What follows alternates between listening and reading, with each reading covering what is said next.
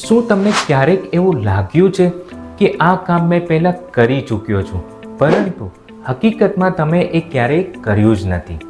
આને બીજાઓ તરીકે ઓળખવામાં આવે છે.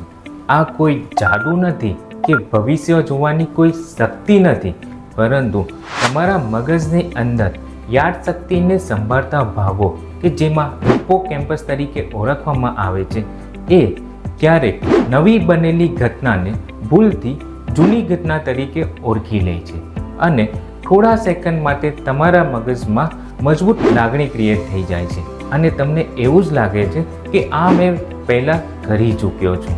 પરંતુ જો આવું વારંવાર થતું હોય અને જોડે જો બેભાન થઈ જતા હોય, અજીબોગરીબ ગંધ આવતી હોય, તો તે તમારા મગજમાં રહેલા ટેમ્પોરલ ભાગના રોગનું લક્ષણ હોઈ શકે છે.